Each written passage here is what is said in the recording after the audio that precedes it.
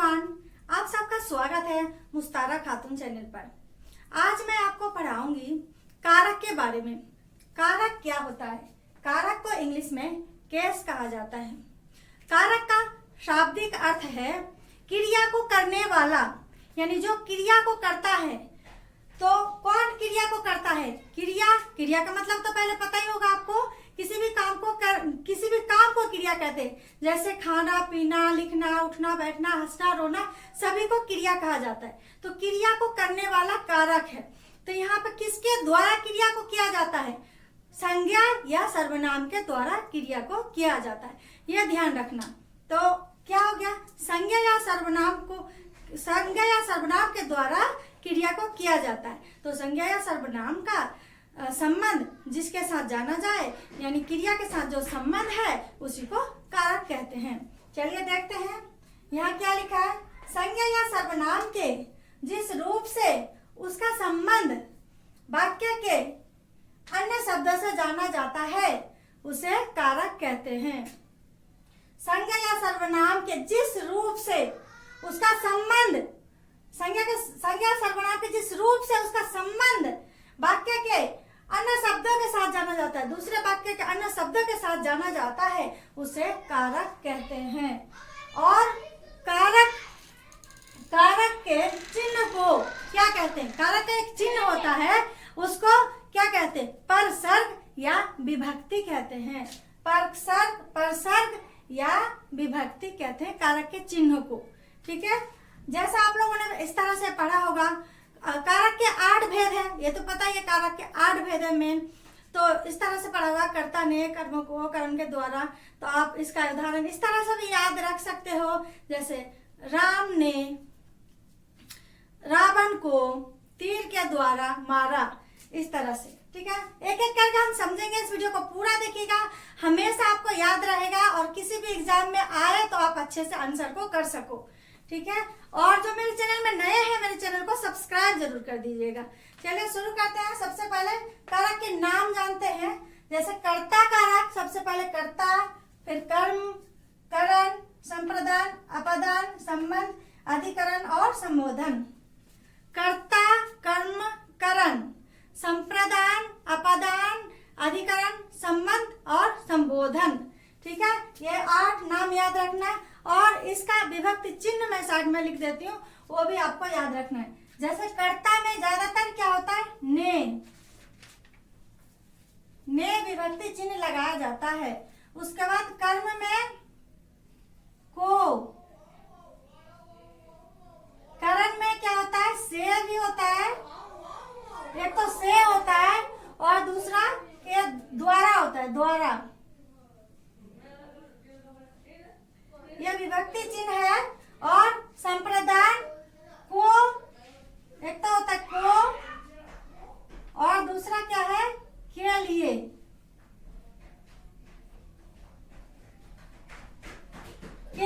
संप्रदान में 2 चिन्ह है, को और के लिए, इतना याद रहेगा। उसके बाद अपदान का बहुत आसान है, अपदान से। संबंध का पता ही है, संबंध किसका, किसकी, किस। तो का, के, की, रा, रे, री, इस तरह से आपको बताना है, लिखना है। का, के, की या रा, रे, री, मैं इतना ही लिख रही हूं, आदि। उसके बाद अधिकरण में क्या होगा? में और पर। उसके बाद संबोधन का क्या है कारक चिन्ह? रे, हे, अरे,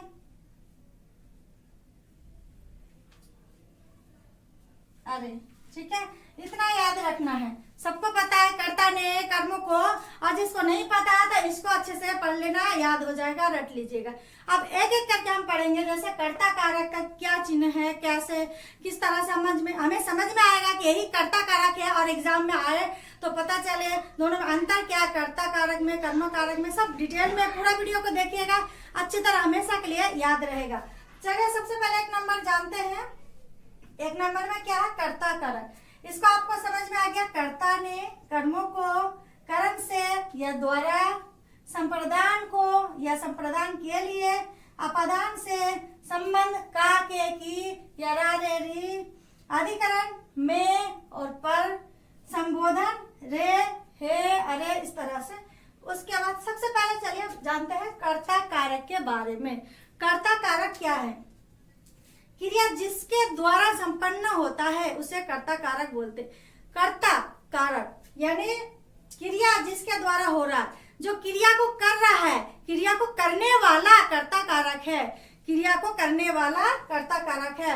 इसका उदाहरण देखिए, वैभव विद्यालय जाता है।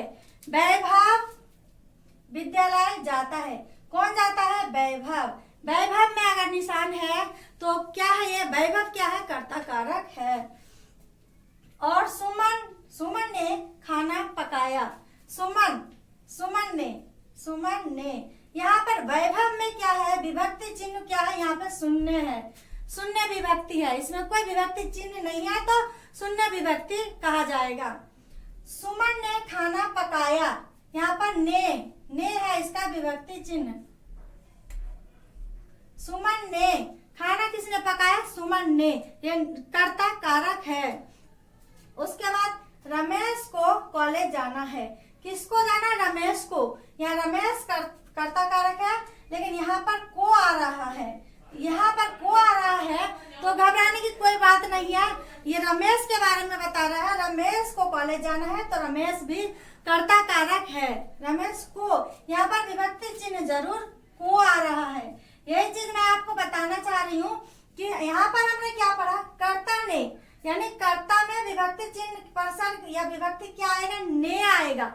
लेकिन अच्छे कोई एग्जाम देना है तो वहां पे कंफ्यूज कर देते।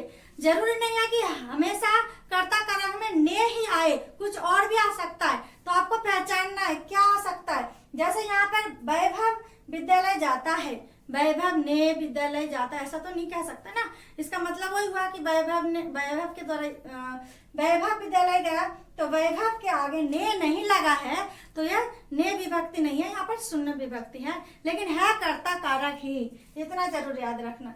ऐसे ही रमेश को कॉलेज जाना है, हमने यहाँ पर क्या पढ़ा? कर्म में को लगाया जाता है, कर्म कारक में को लगता है, को विभक्ति चिन्ह होता है ज्यादातर। लेकिन यहाँ पर हमने रमेश को कॉलेज जाना है, अगर हम वाक्य बना रहे हैं तो यहाँ रमेश को विभक्ति चिन्ह है, लेकिन ये क्या है? कर्ता कारक है। इस चीज को ध्यान रखना।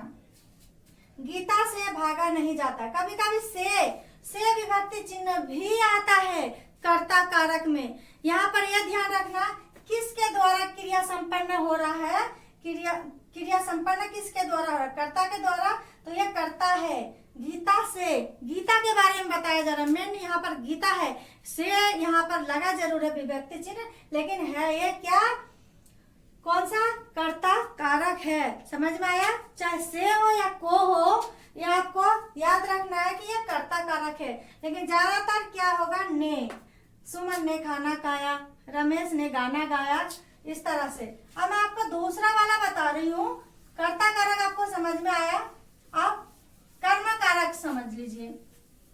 जिस तरह से कर्ता कारक है उसी तरह कर्म कारक में भी थोड़ा सा अलग अलग विभक्ति चिन्ह भी आप लगा सकते हैं। दूसरा क्या है?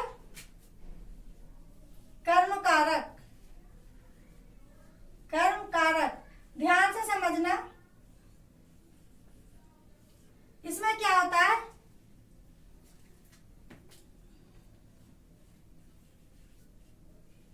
क्रिया का प्रभाव पड़ता है।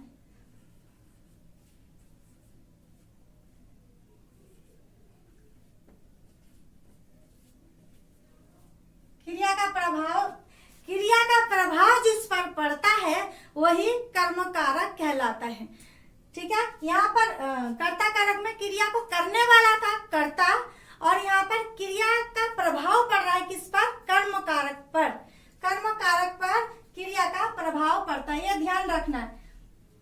जैसे उदाहरण लेते हैं, एक उदाहरण लेते हैं, सैनिक ने दुश्मन को मार गिराया, इस तरह से समझ लीजिए। सैनिक ने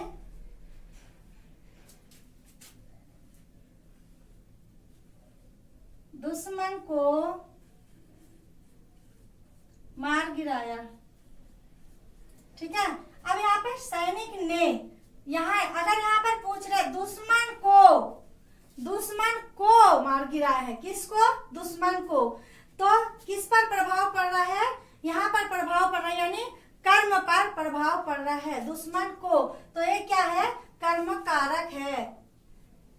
यहाँ पर दुश्मन क्या है? कर्म कारक है। और यहाँ पर विभक्ति चिन्ह क्या लगा हुआ है? को लगा हुआ विभक्ति चिन्ह।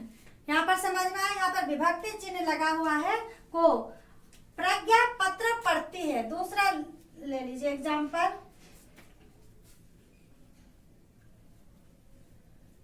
प्रज्ञा पत्र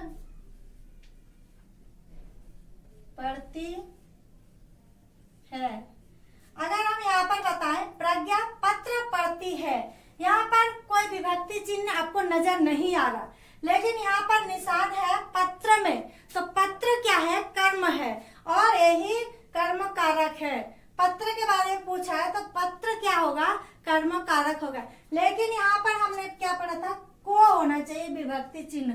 तो यहाँ जरूरी नहीं है कि कर्म कारक है तो को विभक्ति चिन्ह ही होगा। यहाँ पर शून्य विभक्ति चिन्ह है, यहाँ पर कोई विभक्ति चिन्ह नहीं है। पत्र के आगे को अगर कुछ नहीं लगाए तो ये कर्म कारक जरूर है, लेकिन शून्य विभक्ति है, यहाँ पर को विभक्ति चिन्ह नहीं आएगा। इतना याद रखना। यानी जिस तरह से कर्ता कारक, इसी तरह से कर्म कारक में भी अलग अलग विभक्ति चिन्ह आ सकता है, लग सकता है। उसके बाद और माँ ने नेहा को टॉफी खिलाया, माँ ने बच्चों को खाना खिलाया, इस तरह से आप समझ लीजिए। माँ ने बच्चों को तो को लगाई यहाँ पर, तो क्या होगा? कर्म कारक होगा। इतना समझ में आ गया, और उदाहरण लिखने की जरूरत नहीं है, आप लोगों को जरूर समझ में आएगा। को है तो फटाफट समझ में आ जाएगा कि माँ ने बच्चों को खाना खिलाया, या माँ ने बच्चों को, या किसी को लगा है, माँ ने अपने बेटे को सुलाया, ठीक है, तो को लगा है तो फटाफट समझ में आ जाएगा ये कर्म कारक है, और को विभक्ति चिन्ह लगा है, को परसर्ग है। लेकिन यहाँ पर जब था प्रज्ञा पत्र पढ़ती है या पत्र लिख रही है, तो यहाँ पर कोई विभक्ति चिन्ह नहीं है, इसलिए मैंने आपको ये लिख के समझा दिया, ठीक है। उसके बाद हम तीसरा पढ़ेंगे। तीसरा कौन सा कारक है? कर्ता कारक हो गया, कर्म कारक हो गया। अब तीसरा करण कारक। तीसरा याद रखना अच्छी तरह से,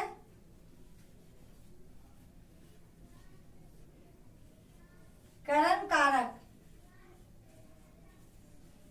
इसको उदाहरण से समझते हैं हम। करण कारक, करण कारक क्या है? जिस साधन द्वारा क्रिया संपन्न होता है, जिस साधन के द्वारा क्रिया संपन्न होता है या क्रिया पूरा होता है,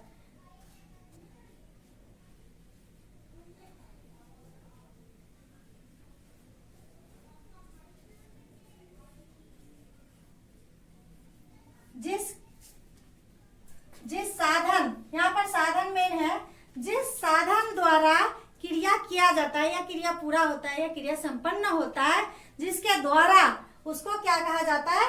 करण कारक कहा जाता है। इसका विभक्ति चिन्ह क्या है? यहाँ पर करण कारक में से और द्वारा, से भी हो सकता है और द्वारा भी हो सकते हैं। तो उदाहरण लिखिए, क्या होगा? जैसे चम्मच से चीनी घोली, चम्मच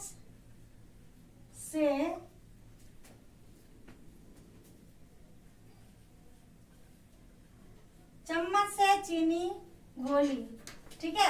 किससे? चम्मच से। किसके द्वारा हो रहा? चम्मच से। यहाँ पर से क्या है?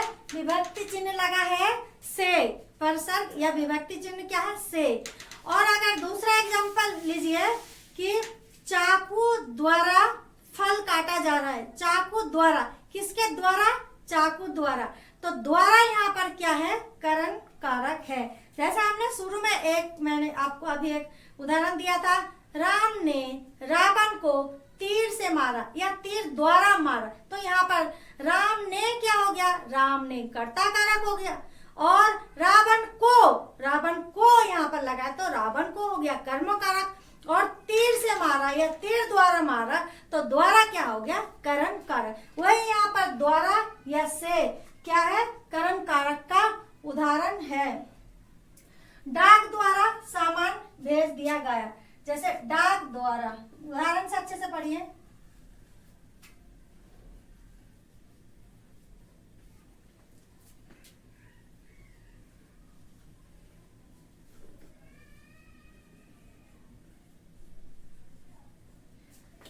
डाक द्वारा सामान भेजा गया या भेज दिया गया, किसके द्वारा, किसके लगाकर प्रश्न करने से पता चल रहा है किसके द्वारा, डाक द्वारा। तो यहाँ पे द्वारा आ रहा है तो ये है करण कारक, अच्छे से याद रहेगा। जिसमें से या द्वारा आता है जिस भी सेंटेंस में, जिस भी वाक्य में, तो समझ जाना कि ये करण कारक है। जिसके द्वारा, जिस साधन के द्वारा क्रिया संपन्न हो रहा है, क्रिया पूरा हो रहा है, क्रिया को किया जा रहा है, चम्मच से खाया जा रहा है, चाकू से काटा जा रहा है, चाकू से फल काटा जा रहा है, इस तरह से पेन से लिखा जा रहा है, मार्कर से बताया जा रहा है, लिखा जा रहा है, ये सारे उदाहरण क्या है करण कारक के उदाहरण है। अच्छी तरह समझ में आ गया। चलिए नेक्स्ट कौन सा है, तीसरा करण कारक हो गया। अब चौथा मैं आपको उदाहरण देकर बता देती हूँ।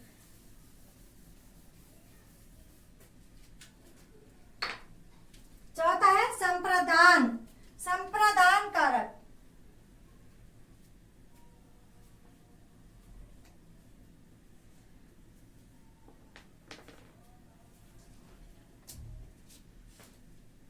संप्रदान कारक में क्या होता है, को या के लिए, को या के लिए ये दोनों विभक्ति चिन्ह है। जिसको या जिसके लिए, यहाँ पर को या के लिए आएगा, को या के लिए। जिस उदारता के साथ कुछ दिया जाए, इसमें क्या होता है किसी उदारता के साथ अच्छी तरह से किसी को कुछ दिया जाए, जैसे हम लोग कहते हैं ना दान किया जाना। संप्रदान में एक ट्रिक याद रखना, दान करता है, मान लीजिए किसी को देता है, दान करता है उदारता के साथ, खुशी खुशी अच्छे मन से, इसी ये कौन सा आता है संप्रदान कारक में आता है। जिस उदारता के साथ कुछ दिया जाए या जिसके लिए कोई कार्य किया जाए, जिसके लिए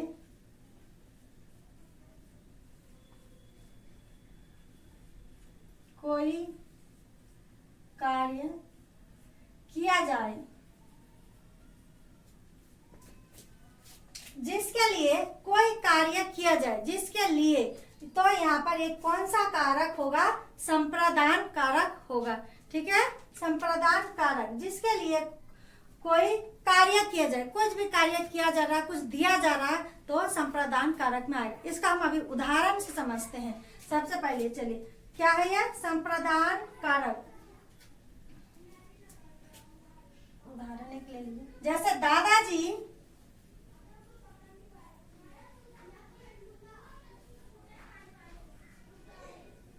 बच्चों के लिए, दादाजी बच्चों के लिए खिलौने लाए,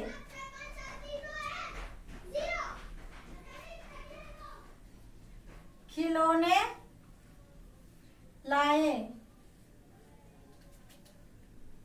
या खिलौने लाते हैं। दादाजी बच्चों के लिए खिलौने लाते हैं, किसके लिए, बच्चों के लिए। यहाँ पर क्या आया, के लिए विभक्ति चिन्ह आया। जैसे ही आपको दिखा के लिए, आपको फौरन पता चल जाएगा संप्रदान कारक। यहाँ पर अच्छे मन से बच्चों के लिए कुछ लाए हैं, कुछ देने के लिए लाए हैं, कुछ दिया जा रहा है, संप्रदान यानी दान कर रहे हैं। यहाँ पर मान लीजिए कि किसी को दान कर रहे, दे रहा है, संप्रदान का ये एक ट्रिक है। ठीक है, दादाजी बच्चों के लिए खिलौने लाए, माँ भिखारी को भीख देती है, या दादाजी भिखारी को भीख दे रहा है, माँ भिखारी को भीख दे रही, कुछ दे रही है, दान हो रहा है, समझ लीजिए।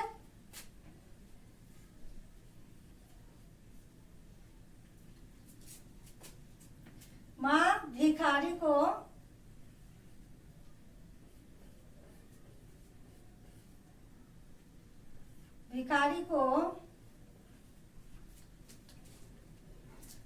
देती है, भीख देती है। माँ भिखारी को, किसको? को, यहाँ पे देखिए को भी आ रहा है, किसमें? संप्रदान कारक में। मैंने बताया था ना, को भी आ सकता है और के लिए भी आ सकता है। तो दोनों उदाहरण से समझ लीजिए। जैसे दादाजी बच्चों के लिए खिलौना लाए हैं, या नाना जी हमारे लिए खिलौने लिए, किसके लिए? बच्चों के लिए या पोती के लिए या पोता के लिए, ठीक है। के लिए अगर आ गया तो क्या होगा? संप्रदान कारक। और दूसरा उदाहरण क्या है? माँ भिखारी को भीख देती है, ठीक है। तो यहाँ पर भिखारी को, यहाँ पर को जैसे आगे समझ जाना, एक को परसर्ग है, भिखारी को, तो क्या हो जाएगा? ये संप्रदान कारक। समझ में अच्छे से? संप्रदान करना, किसी को देना, ठीक है। इस तरह से संप्रदान कारक हमेशा याद रहेगा। उसके बाद क्या है? अपादान कारक।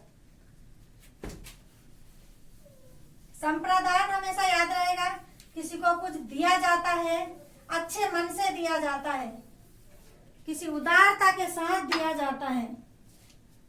और उसके बाद क्या है? अपादान।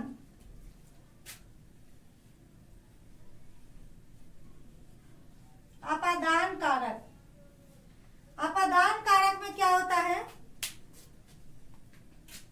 अपादान में से है विभक्ति चिन्ह, से लगाया जाएगा। से देखने से आपको पता चल जाएगा कि क्या है, ये अपादान कारक है। इसमें क्या होता है? अलग होने का भाव प्रकट होता है।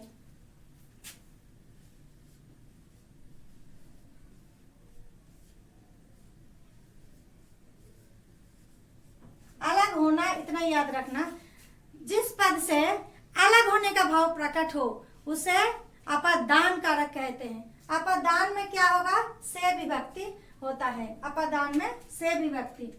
जैसे सैनिक घोड़े से गिर पड़ा, इस तरह उदाहरण लीजिए। सैनिक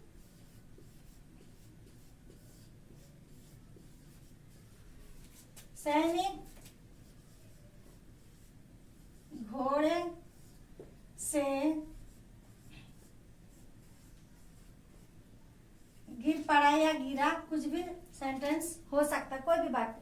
सैनिक घोड़े से, यहाँ पर से हुआ, ठीक है। से मतलब से विभक्ति चिन्ह लगा है, तो क्या पता चला कि ये अपादान कारक है। लेकिन से किसी और में भी है से, जैसे करण में भी है से। इसमें करण में क्या था? चाकू से या चम्मच से घोला जा रहा है शरबत, उसके द्वारा काम हो रहा था। और इसमें क्या हो रहा है? यहाँ पे क्रिया मतलब यहाँ अलग हो रहा है, क्रिया तो हो रहा है लेकिन अलग हो रहा है। जैसे गिर जाना, पड़ जाना, इस तरह का काम हो रहा है। सैनिक घोड़े से गिरा, अलग हो रहा है, पृथक होना। इसमें क्या है? पृथक होना। अपादान कारक में पृथक होना, अलग होना। इसमें से जरूर लगा है, से विभक्ति चिन्ह रहेगा, लेकिन अलग होना का भाव पता चलेगा। अलग होना, पृथक होना, गिर जाना। सैनिक घोड़े से गिरा या गिर पड़ा, और इस तरह। और जैसे आप और उदाहरण लीजिए, जैसे पेड़ से फल गिरा, अलग हुआ, पेड़ से फल अलग हुआ, नीचे गिरा, तो क्या हुआ? अलग होना, पृथक होना पता चला, तो क्या है? ये अपादान कारक है। और जैसे पेड़ से पत्ते झड़ पड़े, ये भी उदाहरण है। पेड़ से पत्ते झड़ पड़े, पत्ते गिरे, अलग हुए, इस तरह से। या छत से बच्चा गिर पड़ा, अलग हो गया, छत से अलग होना। ये क्या है? ये सारे उदाहरण किसके हैं? अपादान कारक के उदाहरण है। से जरूर है, लेकिन इसमें एक ही पॉइंट याद रखना, एक ही ट्रिक है कि इसमें अलग होता है, इसमें अलग होता है, ठीक है। सैनिक घोड़े से गिर पड़ा, छत से बच्चा गिर पड़ा, ये समझ में आ गया आपको? अब कौन सा है? अपादान कारक हो गया है।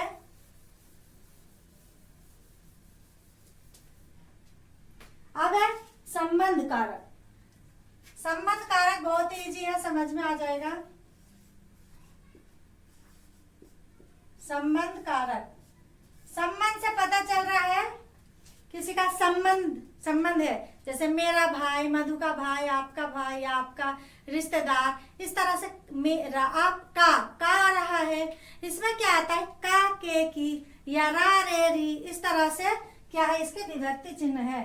संबंध कारक का, के, की या रा, रे, री, मैंने बताया था ना, यह है संबंध कारक का विभक्ति चिन्ह। उदाहरण से समझते हैं, मधु का भाई आ गया,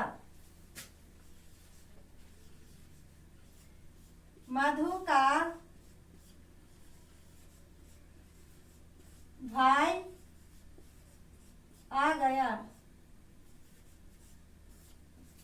यहाँ पर का है तो ये क्या है, विभक्ति चिन्ह है, किसका, संबंध, जिसमें संबंध बताया जा रहा है। जैसे मधु का भाई, भाई और मधु में, दोनों में संबंध किससे पता चल रहा है, का के द्वारा। तो यहाँ पर का विभक्ति चिन्ह लगा है, का और संबंध का और क्या होता है, रा, रे, री। जैसे मेरा, रामू का भाई, या मेरी पुस्तक वहां रखी है, मेरी पुस्तक, मेरी क्या हो गया, संबंध कारक का उदाहरण है मेरी। अगर जैसे सर्वनाम के साथ अगर बताया जाएगा तो रा, रे, री आएगा, और संज्ञा के साथ जैसे मधु का, के, की, इस तरह से आएगा। मधु की चाची आई, इस तरह का उदाहरण होगा, की लग गया, मधु का, मधु की, या रामू का, रामू, किसी का भी का, के, की अगर आता है तो आप तुरंत समझ जाएंगे संबंध कारक है। उसके बाद क्या है, अधिकरण कारक। अधिकरण कारक में क्या होता है, अधिकरण कारक को समझना, क्रिया का आधार है अधिकरण कारक, क्रिया का आधार को अधिकरण कारक कहते हैं। इसमें क्या होता है, में और पर, में और पर यहाँ पर है, जिस स्थान पर क्रिया संपन्न होती है, जिस स्थान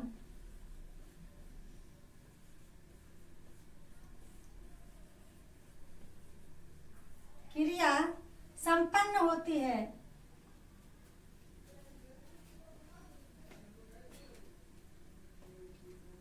जिस स्थान पर क्रिया संपन्न होती है,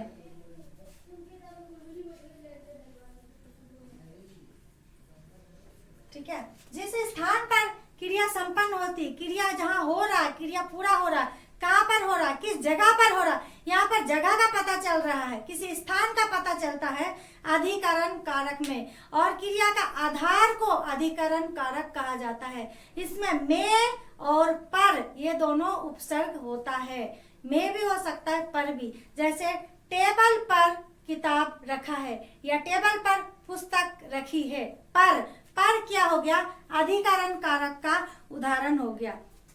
उसके बाद तालाब में बच्चा तैर रहा है, तालाब में, तालाब के अंदर, में, पर, अंदर, इस तरह का उदाहरण अगर आएगा में तो क्या होगा, अधिकरण कारक होगा। रूम के अंदर दादाजी बैठा है, कहाँ पर, रूम के अंदर, के भीतर, के ऊपर, पर या में, रूम में दादाजी बैठा है। तो समझ में आया आपको, में और पर अगर होगा तो कौन सा कारक होगा, अधिकरण कारक। क्रिया का आधार है अधिकरण कारक, किसी स्थान का या जगह का पता चलता है अधिकरण कारक के द्वारा। इतना समझ में आया। उसके बाद क्या है, संबोधन। उसके बाद संबोधन, किसी को बुलाने के लिए, किसी को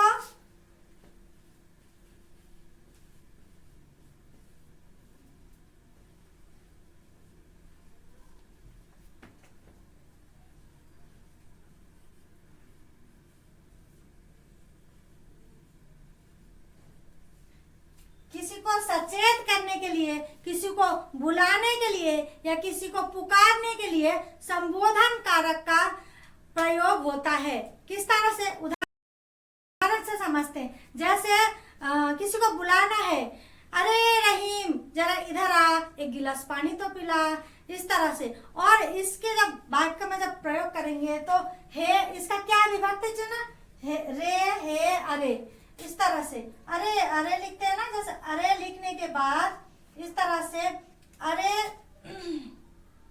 कुछ भी बोल दे, रहीम, राजा, रामू, अरे रामू, इस तरह से आवाज लगाने के बाद यह चिन्ह लगाया जाएगा और बता आगे फिर सेंटेंस होगा, अरे रामू इधर आ, एक गिलास पानी तो पिला। इस तरह से अरे अरे आ गया, अरे विभक्ति चिन्ह लग गया, या रे या हे, किसी को क्या सचेत करने के लिए इसका प्रयोग होता है, और किसी को बुलाने के लिए आप कर सकते हो, या किसी को पुकारने के लिए किसका संबोधन, संबोधन कारक का प्रयोग होता है।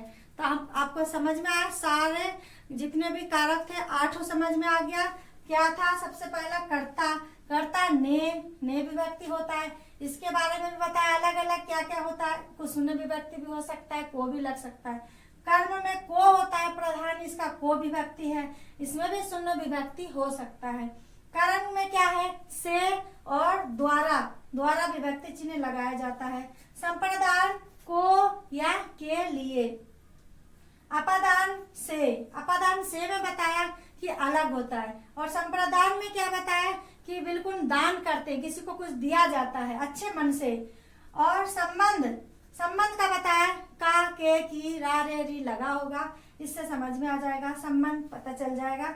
उसके बाद अधिकरण, अधिकरण कारक में क्या है, में और पर विभक्ति चिन्ह लगाया जाता है या में लगाया जाता है। और संबोधन में क्या होता है, रे, अरे, हरे, हे, इस तरह से विभक्ति चिन्ह लगाया जाता है। आशा करती हूँ, उम्मीद करती हूँ कारक पढ़ाना मेरा आपको बहुत ही अच्छा लगा होगा।